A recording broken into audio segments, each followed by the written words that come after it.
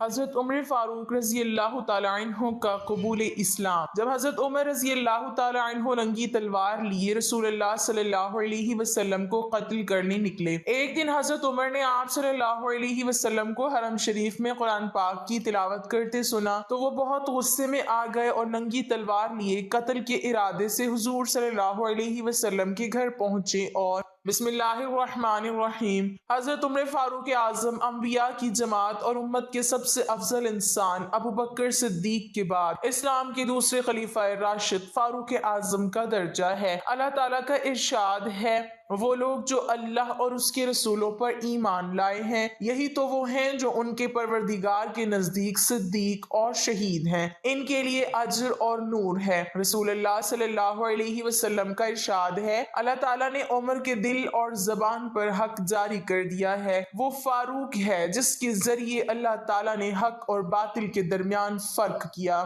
جماعت اصحاب روشن ستارے ہیں، آسمان پر موجود ستاروں کی روشنی کم و بیش ہے، یہی مثال صحابہ اکرام رضی اللہ عنہم کی ہے، لیکن ہیں سبھی روشن۔ ان میں سب سے نمایاں، سب سے روشن اور سب سے تابناک بہرحال پہلے چار صحابہ رضی اللہ عنہم ہی ہیں، یہی پہلے چار اصحاب خلفائے راشدین ہیں۔ عشرہ مبشرہ میں بھی سب سے پہلے انہی کا نام ہے۔ آج ہم آپ کو انوکھی خصوصیات والے انسان کی کہانی سناتے ہیں۔ اللہ کے رسول صلی اللہ علیہ وسلم نے اپنے 10 صحابہ کا نام لے کر فرمایا تھا، میرے یہ 10 صحابہ جنتی ہیں، گویا انہیں دنیا ہی میں جنتی ہونے کی بشارت عطا ہوئی۔ ان میں سے ایک سیدنا عمر فاروق رضی اللہ تعالی عنہ ہیں۔ انبیاء کی جماعت کے بعد اور مسلمانوں کے پہلے خلیفہ راشد یار غار سیدنا ابو بکر کے بعد اس دنیا میں سب سے زیادہ فضیلت دوسرے خلیفہ راشد سیدنا عمر فاروق ہی کو حاصل ہے۔ نبی صلی اللہ علیہ وسلم نے ان کے بارے میں اس طرح دعا فرمائی تھی، اے اللہ اسلام کو عمر کے ذریعے سے قوت اور عزت دے۔ ان کے زمانے میں اسلامی حکومت 22 لاکھ مربع میل رقبے تک پھیل گئی۔ بعض موقعوں پر ان کی تائید میں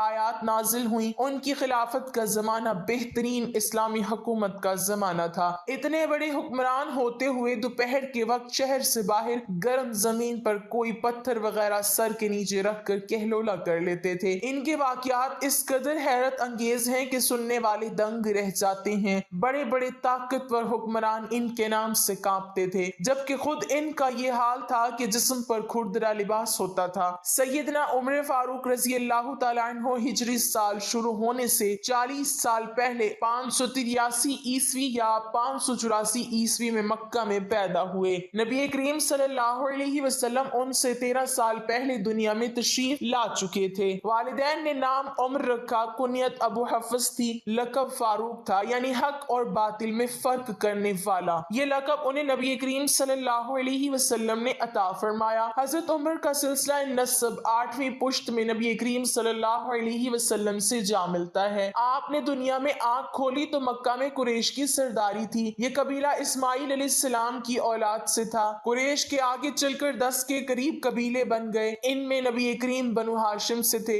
ابو بکر بنو تہم سے تھے اور عمر فاروق بنو عدی سے تھے۔ 10 کے 10 قبیلوں کے سپرد الگ الگ کام تھے۔ مثلاً کوئی خانہ کعبہ کی دیکھ بھال کرتا تھا تو کوئی حاجیوں کو پانی پلاتا تھا، کوئی جھگڑوں کے فیصلے کرتا تھا۔ بنو عدی کے ذمہ 2 کام تھے، قریش کو کوئی ایلچی بھیجنا ہوتا تو یہ بھیجتے تھے۔ دوسرا کام یہ تھا کہ 2 گروہوں میں جھگڑا ہو جاتا تو بنو عدی کا سردار فیصلہ کرتا تھا۔ بنو عدی کے گھر صفا اور مروہ پہاڑیوں کے درمیان میں تھے۔ حضرت عمر یہیں پیدا ہوئے اور پرورش پائی۔ ان کے والد خطاب بنو عدی کے سردار تھے۔ جس زمانے میں نبی کریم صلی اللہ علیہ وسلم نے نبوت کا اعلان کیا، خطاب فوت ہو چکے تھے۔ سیدنا عمر کے بچپن کے حالات کسی کتاب میں نہیں ملتے۔ اتنا ذکر ملتا ہے کہ بڑے ہوئے تو باپ نے اونٹ چرانے پر لگا دیا۔ اونٹ چراتے ہوئے کبھی تھک کر بیٹھ جاتے تو باپ مارا کرتا تھا۔ جوانی کی عمر کو پہنچنے تک لکھنا پڑھنا سیکھ لیا تھا۔ نبی کریم صلی اللہ علیہ وسلم نے جب اعلان نبوت کیا تو قریش میں کل 17 آدمی لکھنا پڑھنا جانتے تھے۔ ان میں حضرت عمر فاروق फारूक रजी अल्लाह ताला अन्हु भी थे। इसके अलावा उन्होंने सिपाह गिरी, तेग जनी और घुड़सवारी में कमाल हासिल किया। घुड़सवारी का हाल ये था कि उछल कर घोड़े पर बैठ जाते, कश्ती का फन भी सीखा, ऊंचाई के ताकतवर आलिम थे, चोटी के कई पहलवानों से मुकाबले जीते, शायर नहीं थे, अशार पसंद करते थे, तकलीद करने का ढंग भी आता था, मिजाज में गुस्सा और सख्ती थी।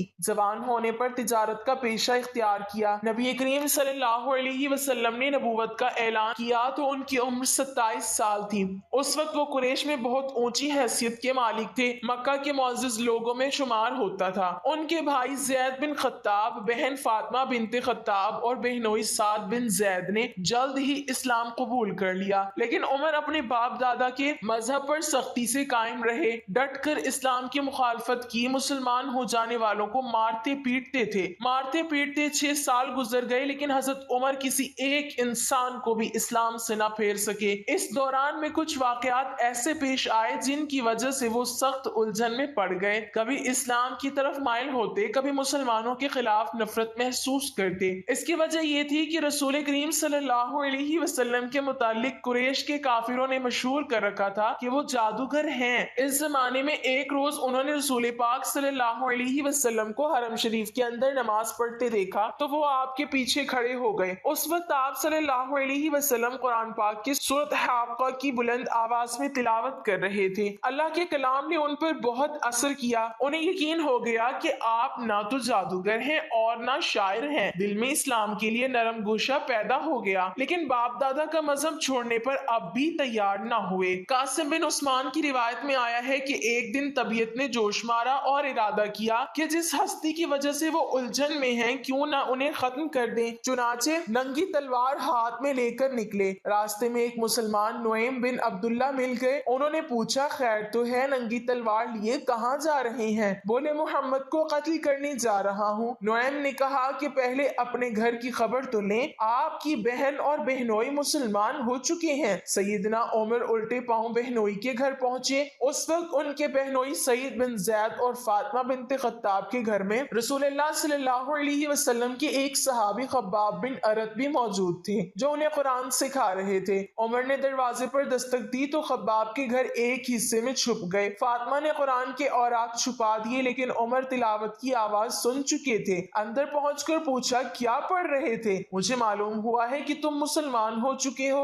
अपने बाप दादा के मजहब से फिर गए हो। ये कहकर उन्होंने दोनों को मारना पीटना शुरू कर दिया। बहन के सर पर एक लकड़ी मारी, उनके सर से खून बह निकला। उस वक्त दोनों मियाँ बीवी के मुंह से निकला, हाँ ए उमर, हम मुसलमान हो चुके हैं, अल्लाह के रसूल पर ईमान ले आए हैं, तुमसे जो हो सके कर लो, इस्लाम तो अब हमारे दिलों से नहीं निकल सकता। उमर ने बहन का खून देखा और ये अल्फाज सुने तो गुस्सा ठंडा हो गया। बोले, अच्छा, जो तुम पढ़ रहे थे मुझे दिखाओ। बहन ने औराक उन्हें दे दिए। उन पर सूरत क़ाहा लिखी थी। उन्होंने उसको पढ़ा तो बेख्तियार पुकार उठे, वाह, कितना उम्दा और आला दर्जे का कलाम है। ये सुनकर खब्बाब बिन अरत भी बाहर निकल आए और बोले, ए उमर, मुझे उम्मीद है अल्लाह ताला ने अपने नबी की दुआ को पूरी करने के लिए आपको चुन लिया है। मैंने कल ही नबी सल्लल्लाहु अलैहि वसल्लम को ये दुआ करते सुना है, इलाही अबू जहल या उमर बिन खत्ताब के जरिए से इस्लाम को कुव्वत अता कर। बस ए उमर, अल्लाह की तरफ आओ, अल्लाह की तरफ आओ।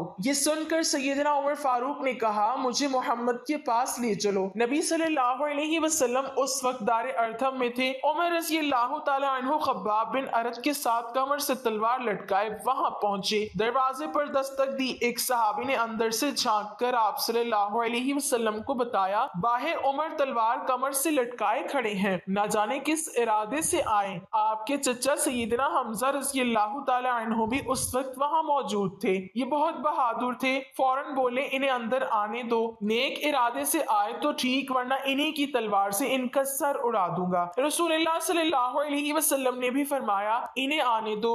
चुनाचे दरवाजा खोल दिया गया। उमर अंदर दाखिल हुए। आप सल्लल्लाहु अलैहि वसल्लम उठकर उनकी तरफ बढ़े, उनकी चादर को मुट्ठी में दबाकर जोर से खींचते हुए फरमाया, खत्ताब के बेटे, तुम किस इरादे से आए हो? सैयदना उमर रज़ी अल्लाह तआला अन्हु ने अर्ज किया, अल्लाह के रसूल, मैं अल्लाह और उसके रसूल पर ईमान लाने के लिए हाजिर हुआ हूँ। इस पर आप सल्लल्लाहु अलैहि वसल्लम ने जोर से अल्लाहु अकबर फरमाया। बाकी मुसलमानों ने भी अल्लाहु अकबर का नारा लगाया। अब उमर रज़ी اللہ تعالیٰ عنہ نے کلمہ پڑھا، پھر بولے اے اللہ کے رسول کیا ہم حق پر نہیں ہیں؟ آپ نے فرمایا اس ذات کی قسم جس کے قبضے میں میری جان ہے تم لوگ حق پر ہو۔ یہ سن کر سیدنا عمر فاروق نے عرض کیا جب ہم حق پر ہیں اور کافر غلط راستے پر تو پھر اپنا دین کیوں چھپائیں؟ آپ نے فرمایا اے عمر ابھی ہماری تعداد تھوڑی ہے اور تم دیکھ رہے ہو کہ ہم کن حالات سے گزر رہے ہیں۔ سیدنا عمر نے یہ سن کر فرمایا اس ذات کی قسم جس نے آپ کو نبی بنا کر بھیجا ہے، میں اسلام لانے سے پہلے جن لوگوں میں اٹھتا بیٹھتا تھا اب مسلمان ہو کر ان کے سامنے جاؤں گا۔ اس پر تمام مسلمان دار ارقم سے 2 صفیں بنا کر نکلے اور کعبہ کی طرف روانہ ہوئے۔ ایک صف میں عمر تھے، دوسری میں حمزہ۔ سب نے مسجد حرام میں نماز ادا کی۔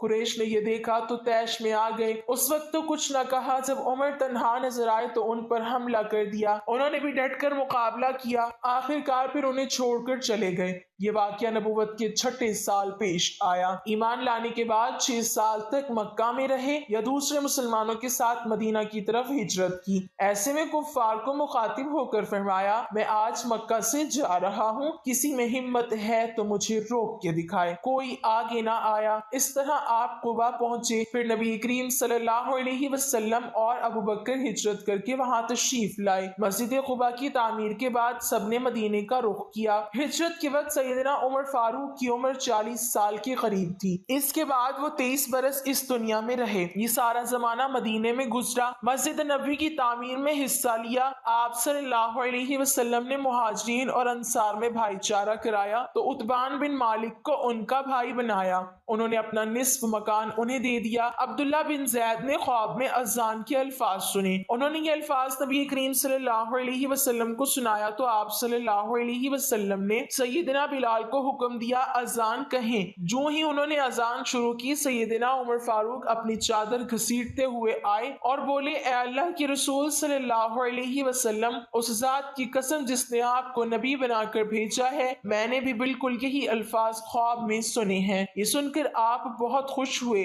آج تک اذان انہی الفاظ میں دی جا رہی ہے اور قیامت تک دی جاتی رہے گی۔ ہجرت کے دوسرے سال بدر کی لڑائی پیش آئی۔ سیدنا عمر فاروق بھی اس غزوے میں شریک ہوئے۔ اس غزوہ میں انہوں نے ایک بہادر سپاہی عاص بن ہشام کو قتل کیا۔ یہ رشتے میں ان کا ماموں تھا۔ اگلے سال احد کی لڑائی ہوئی، سیدنا عمر اس لڑائی میں بھی شریک ہوئے۔ بدر کی لڑائی میں عمر فاروق کی بیٹی سیدہ حفصہ بیوہ ہو گئی تھی۔ نبی کریم صلی اللہ علیہ وسلم کی خواہش پر سیدنا عمر نے ان کا نکاح آپ صلی اللہ علیہ وسلم سے کر دیا۔ اس طرح وہ رسول کریم صلی اللہ علیہ وسلم کے سسر بنے۔ ان کی بیٹی کو مومنوں کی ماں کا درجہ حاصل ہوا۔ ہجرت کے 5ویں سال شوال میں خندق کی لڑائی پیش آئی۔ سیدنا عمر نے بھی خندق کھودی۔ خندق کے ایک حصے کی حفاظت سیدنا عمر کے سپرد کی گئی۔ بعد میں اس جگہ ان کے نام سے مسجد تعمیر کی گئی جو آج بھی موجود ہے۔ ہجرت کے 6 سال نبی کریم صلی اللہ علیہ وسلم نے کعبے کی زیارت کا ارادہ فرمایا۔ آپ 1400 صحابہ کے ساتھ روانہ ہوئے، ان میں سیدنا عمر بھی تھے۔ حدیبیہ کے مقام پر کافروں سے جو معاہدہ ہوا تو کچھ دوسرے صحابہ کے ساتھ وہ سیدنا عمر پر بھی گراں گزرا۔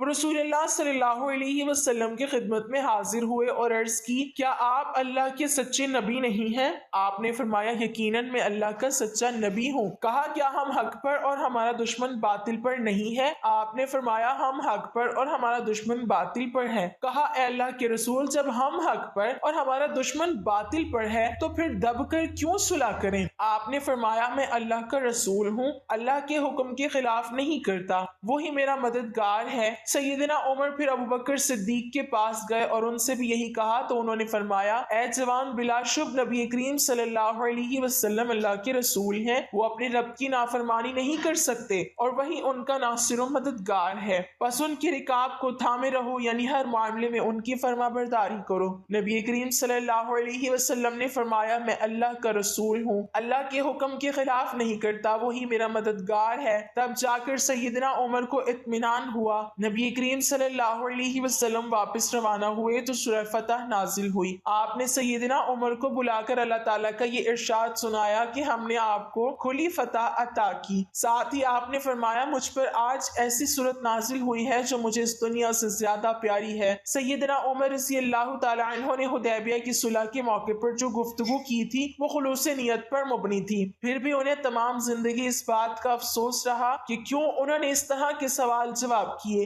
اس کے بدلے میں انہوں نے بہت سے روزے رکھے، کئی غلام آزاد کیے اور بہت سی نفل نمازیں پڑھی۔ ہجرت کے 7ویں سال خیبر کی لڑائی ہوئی، اس میں بھی سیدنا عمر رضی اللہ تعالیٰ عنہ شریک تھے۔ ذکر 7 ہجری میں نبی صلی اللہ علیہ وسلم عمرے کے لیے تشریف لے گئے، 2000 مسلمان آپ کے ساتھ تھے، سیدنا عمر بھی ان میں شامل تھے۔ ذات سلاسل کی جنگ میں بھی شریک ہوئے۔ سلاسل جگہ کا نام ہے یا اس مقام پر قبیلہ جزام کا ایک چشمہ تھا جس کا نام سلسل تھا۔ مسلمان لشکر اسی چشمے پر اترا تھا، اسی لیے اس غزوے کو ذات سلاسل کہا جاتا ہے۔ 8 ہجری 10 رمضان کو رسول اللہ صلی اللہ علیہ وسلم 10,000 ہتھیار بند صحابہ کے ساتھ مدینے سے مکے کی طرف روانہ ہوئے، ان میں سیدنا عمر بھی شامل تھے۔ مکے سے کچھ فاصلے پر آپ صلی اللہ علیہ وسلم نے پڑاؤ ڈالا۔ اس میدان کا نام اب وادی فاطمہ ہے۔ قریش کے سردار ابو سفیان نے 2 آدمیوں کو حالات معلوم کرنے کے لیے بھیجا، پھر ابو سفیان خود نبی کریم صلی اللہ علیہ وسلم کی خدمت میں حاضر ہوئے۔ ایسے میں سیدنا عمر رضی اللہ تعالیٰ عنہ نے عرض کیا، اے اللہ کی رسول صلی اللہ علیہ وسلم، مجھے اجازت دے میں ابو سفیان کا سر اڑا دوں، لیکن آپ نے ایسا کرنے کی اجازت نہ دی۔ اس موقع پر ابو سفیان نے اسلام قبول کیا۔ ان کے بعد مکے کے باقی ماندہ لوگ بھی مسلمان ہو گئے۔ فتح مکہ کے بعد غزوہ حنین پیش آیا۔ اس غزوے کی ابتدا میں مسلمانوں کے پاؤں اکھڑ گئے، صرف رسول اللہ صلی اللہ علیہ وسلم چند صحابہ کے ساتھ میدان میں کھڑے رہے، ان میں سیدنا عمر بھی تھے۔ پھر سیدنا عباس رضی اللہ تعالیٰ عنہ کی آواز پر مسلمان پلٹے اور کفار کو شکست دی۔ تبوک کی لڑائی کے لیے سیدنا عمر نے اپنے مال کا نصف حصہ نبی صلی اللہ علیہ وسلم کی خدمت میں پیش کیا۔ حجۃ الوداع کے موقع پر بھی سیدنا عمر ساتھ تھے۔ اس حج کے بعد ہی آپ صلی اللہ علیہ وسلم اس دنیا سے رخصت ہوئے۔ سفر 11 ہجری میں آپ صلی اللہ علیہ وسلم نے اسامہ بن زید کو اسلامی لشکر کا سپہ سالار مقرر کیا اور حکم دیا کہ جا کر رومیوں سے موتا کی لڑائی کا بدلہ لیں۔ موتا کی لڑائی ہجرت کے 8ویں سال میں ہوئی تھی۔ اس میں اسامہ کے والد زید اور بہت سے صحابہ رضی اللہ عنہم شہید ہو گئے تھے، چنانچہ آپ نے یہ لشکر روانہ فرمایا۔ اس میں بڑے بڑے صحابہ کے ساتھ سیدنا عمر بھی شریک تھے۔ آپ صلی اللہ علیہ وسلم نے رحلت فرمائی تو سیدنا عمر رضی اللہ تعالیٰ عنہ کو آپ کی وفات کا یقین ہی نہیں آیا۔ وہ یہ اعلان کر رہے تھے، جو شخص یہ کہے گا کہ رسول اللہ صلی اللہ علیہ وسلم نے وفات پائی ہے، میں اس کی گردن اڑا دوں گا۔ پھر ابو بکر رضی اللہ تعالیٰ عنہ کے سمجھانے پر یقین آیا کہ نبی صلی اللہ علیہ وسلم رحلت فرما چکے ہیں۔ آپ صلی اللہ علیہ وسلم کی وفات کے بعد خلافت کے مسئلے پر مسلمانوں میں اختلاف پیدا ہوا، تو اس موقع پر سیدنا عمر نے ابو بکر رضی اللہ تعالیٰ عنہ کا نام خلافت کے لیے سب کے سامنے رکھا۔ سبھی نے اس سے اتفاق کیا۔ ابو بکر کے بارے میں سیدنا عمر کے الفاظ یہ ہیں، ابو بکر رسول اللہ صلی اللہ علیہ وسلم کے صحابی ہیں، غار کے ساتھی ہیں، یہ تمام مسلمانوں سے زیادہ تمہارے معاملات کے والی ہونے کے حقدار ہیں۔ اللہ پاک ہمیں دین کی مکمل سمجھ نصیب فرمائے اور ہمارا خاتمہ ایمان پر فرمائے، آمین۔ ناظرین، کمنٹ باکس میں اللہ تعالیٰ کے 99 ناموں میں سے ایک نام ضرور ٹائپ کریں۔